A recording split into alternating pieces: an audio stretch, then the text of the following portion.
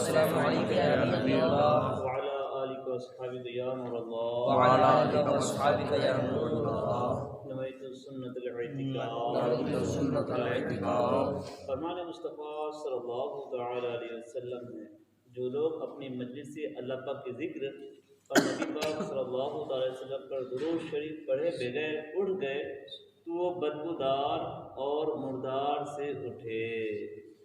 بڑے محبت کے ساتھ صلو علی الحبیب صلی اللہ علیہ وسلم۔ پیارے اسلام بھائیوں، پیارے اسلام بھائیوں، نگاہ نیچے کی توجہ کے ساتھ اللہ پاک کی رضا حاصل کرنے کے لیے، علم دین حاصل کرنے کے لیے بیان سنیے انشاءاللہ۔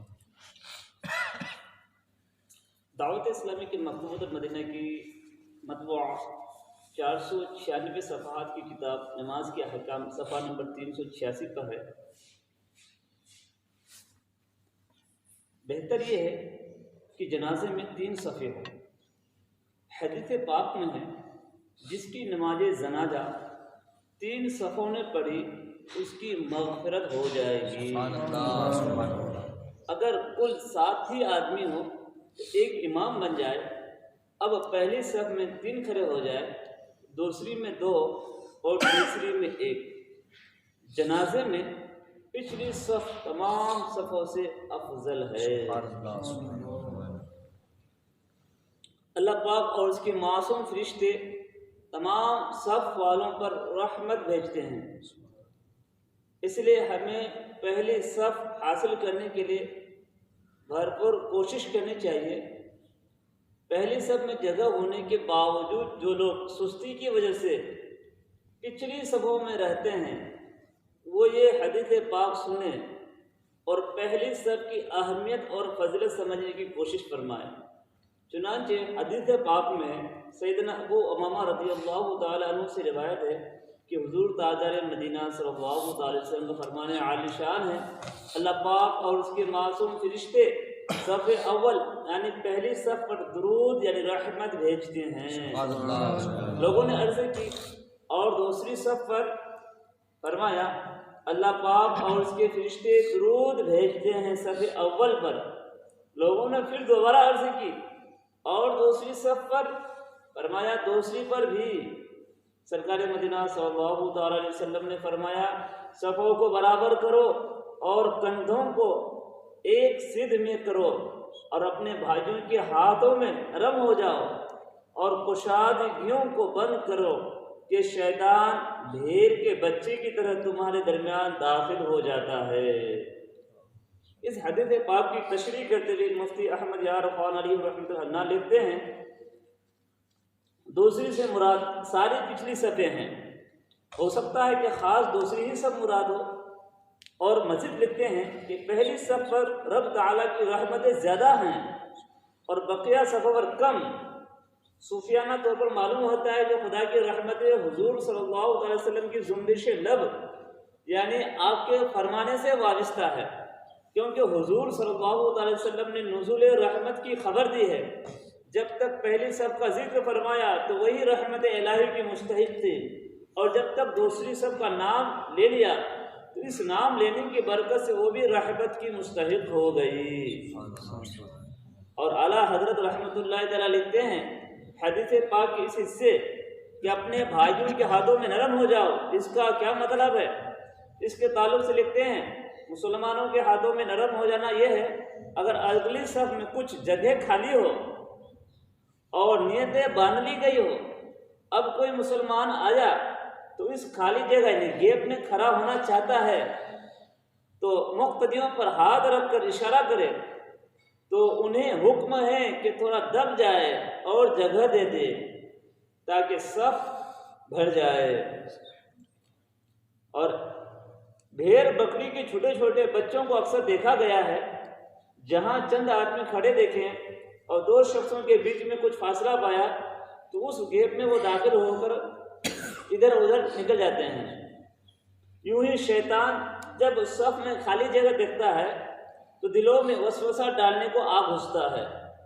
رب کریم کی شان ہے کہ شیطان صف کی کشادگی میں سے گھس جاتا ہے، مگر پاؤں کے درمیان سے نہیں۔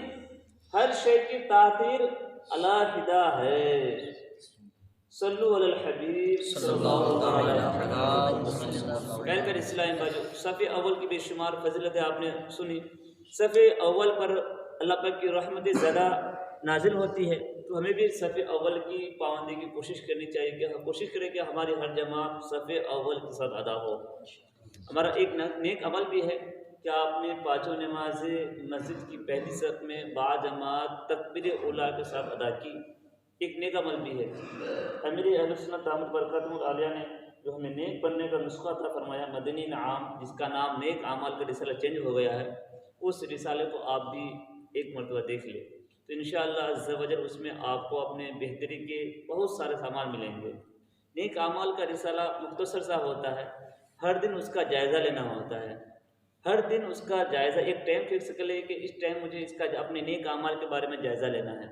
تو انشاءاللہ اس پر روزانہ اگر پابندی سے عمل کرے تو اپنے آپ کو نیک بنانے اور دوسروں کو بھی نیک بنانے کا ذہن ملے گا. دعوت اسلامی کے مدنی ماحول سے وابستہ رہیے. ان کا دعوت اسلامی کا ہفتہ وار سنت برا اجتماع پاک مسجد مومنان میں عشاء کی نماز پر شروع ہوتا ہے. آپ سب سے شرکت کی مدنی التجا ہے. عاشقان رسول کی دینی تحریک دعوت اسلامی کا مدنی قافلہ بھی علم دین حاصل کرنے کے لیے راہ خدا میں سفر کرتے رہتے ہیں. تو آپ بھی کم از کم اپنی نمازوں کو درست کرنے کے لیے، فرض علوم حاصل کرنے کے لیے 3 دن کے، 10 دن کے، 12 دن کے مدنی قافلے میں ضرور سفر کر لیا کریں. اس کی برکت سے الحمدللہ اپنی بہت ساری غلطیوں کی اصلاح ہو جائے گی، اپنی نمازیں بہتر ہو جائیں گی، اور اللہ نے چاہا تو بہت سارے فرض علوم جو ضروری بیسک علوم ہوتے ہیں وہ سارے بھی حاصل ہو جائیں گے. اللہ کرم ایسا کرے تجھ پہ جہاں میں اے دعوت اسلامی تیری دھوم مچی ہو. صلو علی الحبیب صلی اللہ تعالی علی محمد صلی اللہ علیہ وسلم. بسم اللہ الرحمن الرحیم. الحمدللہ رب العالمین والصلاۃ والسلام علی سیدنا المرسلین. یا رب مصطفیٰ عز و جل بطول مصطفیٰ صلی اللہ تعالی علیہ وسلم ہمارے والدین اور ساری امت کی محبت عطا فرما. یا اللہ پاک ہم تیرے گنہگار بندے، لاچار بندے، مجبور بندے مولا کریم، ہم گناہوں سے بھرپور ہیں مولا کریم. ہمارے گناہوں کی مغفرت عطا فرما. یا اللہ ہمارے بھائی بہن، رشتہ دار، احباب، دوست احباب سب کے گناہوں کی مغفرت عطا فرما. یا اللہ ہمیں نیک بنا، متقی پرہیزگار بنا، عاشق رسول بنا. یا اللہ ہمیں اپنے ماں باپ کا فرما بردار بنا. یا اللہ پاک ہم پر اپنی رحمت نازل عطا فرما. یا اللہ ہم کمزور بندے مولا کریم، ہمارے ہر خطاؤں کو معاف عطا فرما، ہماری ہر غلطیوں کو معاف عطا فرما. یا اللہ نیک عمل کا جذبہ عطا فرما. نفس و شیطان کے شرار سے ہماری حفاظت عطا فرما. یا اللہ پاک مرنے سے پہلے قبر و آخرت کی تیاری کا ذہن عطا فرما. اللہ تیرے خوف سے رونے والی آخرت عطا فرما. یا اللہ گناہوں سے نفرت کرنے والا ذہن عطا فرما. پیارے آقا صلی اللہ علیہ وسلم کی پیاری بڑی سنت اور عمل کا جذبہ عطا فرما. آمین بجائے نبی الامین صلی اللہ علیہ وسلم. سبحان ربک رب العزۃ عما یصفون وسلام علی المرسلین والحمد للہ رب العالمین. صلی اللہ تعالی علی خیر خلق عرشی محمد و آلہ وصحبہ اجمعین. آمین بجائے نبی الامین صلی اللہ علیہ وسلم.